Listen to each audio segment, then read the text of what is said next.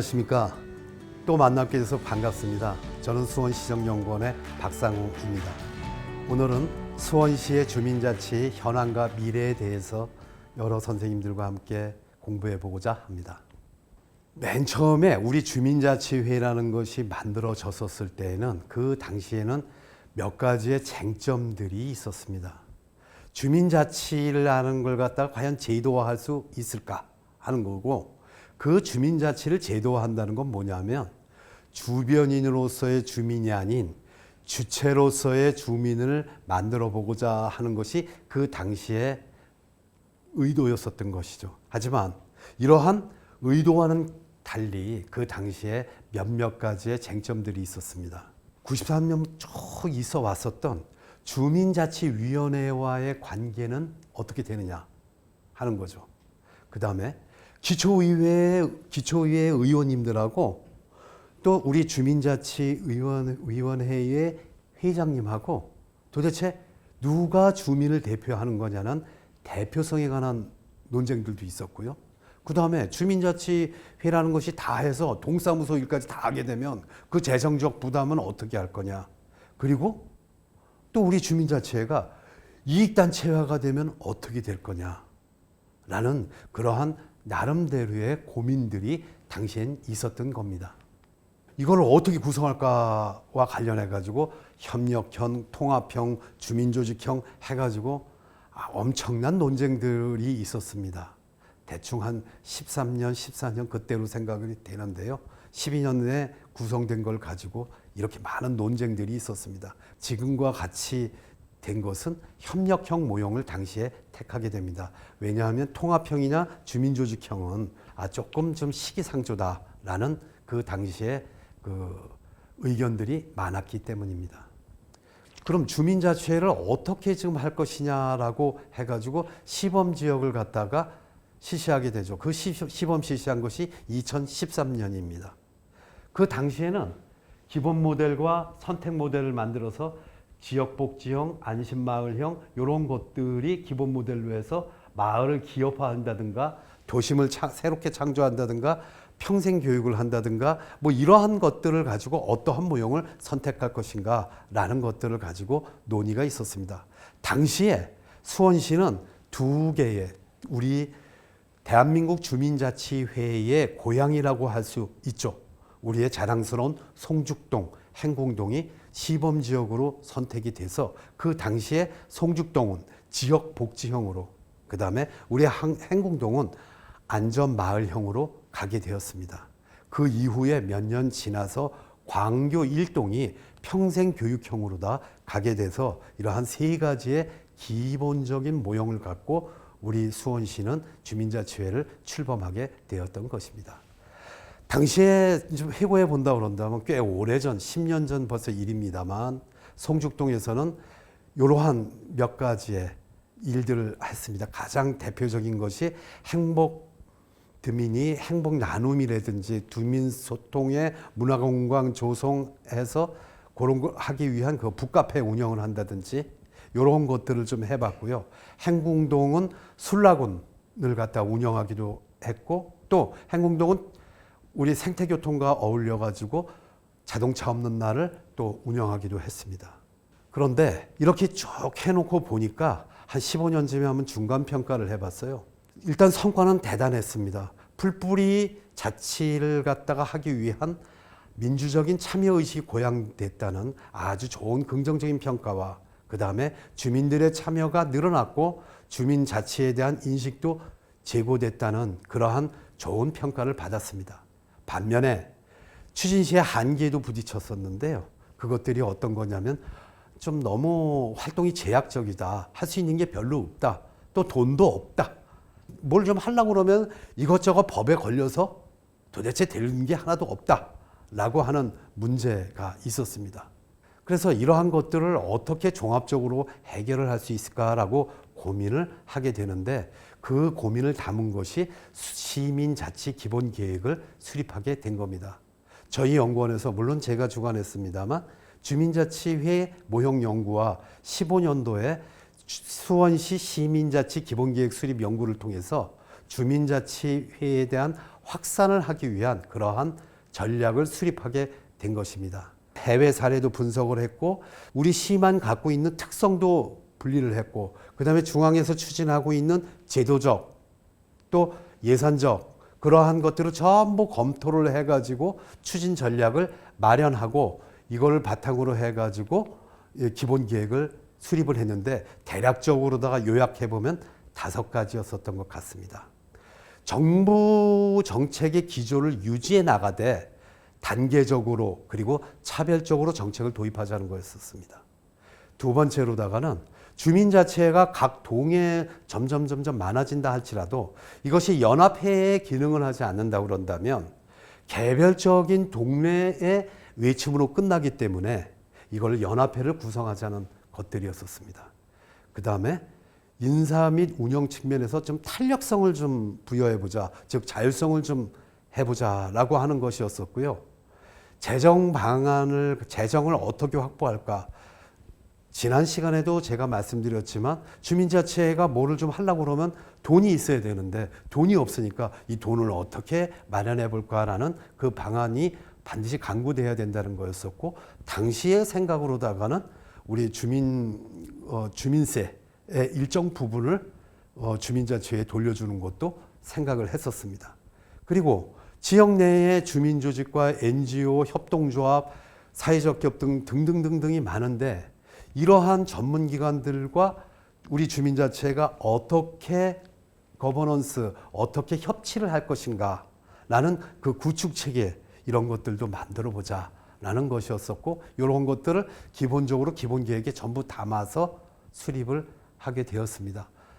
자, 이러한 기본계획이 쭉 이어져 오다가 2022년도 수원의 주민자치 활성화 추진계획이 계획을 수립하게 됩니다. 이 추진계획을 수립을 하는 것은 그 비전을 어디다 두었냐면 시민의 참여와 협치로 더 나은 수원 특례시를 만들자라고 하는 것이었습니다. 즉 주민의 주도성을 강화하고 그와 동시에 마을 문제를 해결할 수 있는 그러한 진정한 마을자치 실현하기 위한 종합계획을 마련하자는 게 그 당시의 취지였던 겁니다. 그래서 첫 번째로다가는 일단은 그간 미진해 왔었던 44개 동에 대한 주민자치회를 갖다가 주민자치위원회에서 주민자치회로 전부 전환을 하게 됐습니다. 이러므로써 주민자치회의 기반이 구축되게 되었고요. 그 다음에 주민자치의 역량을 강화하기 위해서 우리가 다른 수업에 논의했지만 마을 리빙랩을 운영을 한다든지 그 다음에 모바일을 통해서 주민의 정책 참여를 갖다 확대한다든지 그리고 지역 주민의 분과위원회 또 참여를 확대해서 생활자치로서의 주민자치회가 확립이 되는데 역점을 두고 지금 추진을 하고 있습니다. 전국적으로는 언젠가 아주 가까운 장래에는 수원형 마을자치가 정착이 되게 되겠죠. 쭉 보시게 되면은 2013년 8월 16일 날 우리 대한민국 주민자치회의 고향이라고 할 수 있는 송죽동, 행궁동을 시작으로 해서 2022년 12월 30일에는 매교동을 끝으로 전체의 44개 행정동이 전부 주민자치회를 갖게 되었습니다. 자, 그래서 지금 현재 있는 주민자치회의 현황을 살펴볼 것 같으면 현재 있는 주민자치회의 개수는 44개 동만큼 44개 주민자치회가 있고요. 그 다음에 주민자치위원회 수는 약 1,100여 명에 이르고 있습니다. 그리고 우리 주민자치회가 활성화되기 위한 사업들이 있습니다. 지금 현재 전체적으로 집행의 주체는 행정복지센터하고 주민자치회 두 개의 양립된 그 주체가 있는데 협력해서 지금 현재 집행을 하고 있고요. 사업 내용은 기본적으로 마을 문제 해결을 위한 소규모의 사업을 시작하고 있고요. 그 다음에 마을 리빙랩 및 마을 지원관을 운영하고 있습니다. 그리고 매년 6월에서 7월경에 주민총회를 실시하는데요.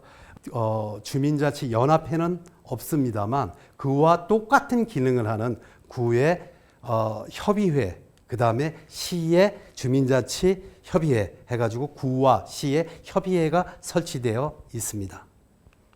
그러면 이러한 주민자치회를 갖다 지난 한 10여 년간의 수원시 주민자치협의회의 성과라고 할 수 있다고 그런다면 가장 중요한 거는 주민자치위원회를 해체하였다는 겁니다. 아주 그것도 성공적으로. 왜냐하면 그 당시로서는 주민자치회와 주민자치위원회의 위원이 서로 혼재되어 있었고 내가 이것을 계속 해야지 될 수 있을까 없을까를 갖고 주민자치의 진입 여부와 관련돼 가지고 많은 갈등 요소가 있었습니다만 그 해결 방안은 공개 추첨을 70%로 확대하고 자치위원 교육을 강화함으로써 성공적으로다가 주민자치위원회가 해체가 되고 주민자치회의가 생겨났다라고 하는 것은 다른 지방자치단체에서는 보기 드문 그러한 성공적인 사례라고 볼 수가 있겠습니다. 그리고 주민자치회를 갖다가 전격적으로다가 전면 전환을 완료할 수 있었습니다. 22년 12월 30일자로다가 전체 동이 이 주민자치회로다가 전면 개편이 완료됐는데 그건 뭐냐면은 그만큼 수원시의 주민자치의 그 어떤 그 뿌리 깊은 역사를 방증하고 있다고 생각을 합니다.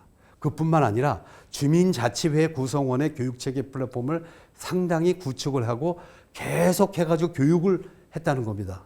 22년에 한 70여 회, 올해는 벌써 한 40여 회 교육 실시를 해가지고 주민자치에 대한 의식과 주민자치위원들에 대한 소양이 상당히 제고되었고 그리고 그 소양이라고 하는 것은 전국에 있는 어떠한 기초단체에서도 우리 의원님들의 그 소양을 따라오지 못할 만큼 역량이 강화되어 있습니다.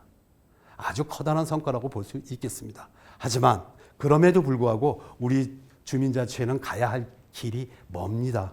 일단은 안정적 재원 확보가 필요하고 또 하나는 아직도 운영체계가 미비한 면이 있습니다. 지금까지는 한정된 예산에 따라서 사업 예산이 부족하다 보니까 사업을 하는데 한계를 느끼게 되기도 하고요. 또 일부분은 또 주민세 증가분을 배분하는 방법을 보려 했지만 이것을 운영할 만한 자치체계에 아직까지는 이르지 못한 게 있습니다. 이를 위해서 수원시에서는 내년서부터는 우리 주민참여 예산을 주민자치회에서 할 수 있도록 길을 열어놓고 그러한 구체적인 대안에 대해서 좋은 방법을 아직도 모색하고 있습니다. 두 번째 커다란 문제점은 신구위원 간 약간의 갈등이 아직 존재한다는 겁니다. 기존의 주민자치위원회의 운영 방식과 지금 주민자치의 운영 방식과는 전혀 다른 건데 이런 것들에 대한 의견 차이로 인해서 내부 갈등이 존재한다는 것이고 그다음에 문제 해결을 위한 의원님들 간에 다양하신 분들과 다양한 경험을 갖고 오신 분들이 많다 보니까 발전적인 갈등이 존재하시는 것 같아요. 그래서 이런 걸 우리가 어떻게 갈등 관리를 해야 될 것인가라는 문제가 있습니다. 또 하나는 장기적으로다가는 우리 동사무소에서 하는 많은 일들도 우리 주민자치회에서 이제는 갖고 와야지 되는데 아직까지는 그것까지의 역량이 지금 걸음마 단계이기 때문에 안 되기 때문에 점증적으로다가는 장기적 사무 위임을 통해서 점차적으로다가 우리 주민자치회의 권한을 넓혀가는 그러한 제도적 장치가 마련돼야 될 것입니다. 자, 우리 수원시의 주민자치의 미래를 살펴볼 것 같으면은 동해 특성에 따라서 많은 것들에 유형화돼야지 되고 차별적인 정책이 도입돼야지 됩니다. 그러기 위해서는 주변에 있는 많은 단체들과 협력을 해야지 되고 시청의 지원도 필요해야지 되고 또 의원님들 여러분들의 자치 역량도 개발돼야지 되고 그 다음에 권한과 책임도 확대되어야지 됩니다. 이러한 것들이 모두 되었었을 때 이상적인 모형이라고 할 수 있는데 아마 수원시 의원님들의 자치위원님들의 역량이 높기 때문에 곧 이러한 이상적인 모형이 달성되리라 생각합니다. 그러기 위해서는 일단은 세 가지부터 해야지 될 것 같습니다. 우선 역량 개발을 위해서 지속적인 교육을 실시해야지 될 것 같고 강의도 다변화돼야지 될 것 같습니다. 주민자치회의 역량을 강화하고 앞으로 시의 예산도 다루려고 그러면은 많은 법도 공부하셔야 되고 주민자치와 관련된 법령들, 예를 들어서 지방자치법이라든지 분권균형발전법이라든지 최근에 이러한 것들 전부 법적인 요소들도 공부하셔야 되고 지방재정법도 공부하셔야 되고 공부할 게 많으세요. 그 다음에 두 번째로 위탁사무 발굴을 해서 그걸 확산해야지 됩니다. 동네마다 하고자 하는 일이 다르고 위탁을 받았으면 하는 일들이 각기 다를 것입니다. 청년들이 많이 사는 동네, 노인들이 많이 사는 동네, 각기 위탁을 받아야 될 사무가 다르기 때문에 동네마다 위탁사무를 발굴하고 이거를 제도화해야지 될 것입니다. 그리고 이러한 위탁사무를 개발하기 위해서 역량 강화도 필요한 것이고요. 무엇보다 중요한 것은 안정적 재정 확보입니다. 사실은 안정적 재정 지원 기준을 마련한다는 것은 조금 어렵기는 합니다만 지금 의원님들이 열심히 노력하신다면 언젠가는 우리 주민세를 갖다가 환원을 받을 수 있는 그 날도 올 것이라고 생각합니다. 그거 이외에도 다양한 우리가 대행사업을 한다든가 위탁사업을 통해서 시에서 돈을 받아가지고 운영을 할 수도 있겠죠. 그렇게 하다가 보면은 우리가 이상적인 수원시의 주민자치가 이루어질 거라고 생각합니다. 지금까지 우리는 수원시가 걸어왔었던 주민자치회의 역사와 앞으로 나아갈 길에 대해서 우리는 살펴보았습니다. 또 언젠가 영상을 통해서 아니면 실제적으로 의원님 여러분들을 찾아가겠습니다. 지금까지 수원시정연구원의 박상우였습니다. 감사합니다.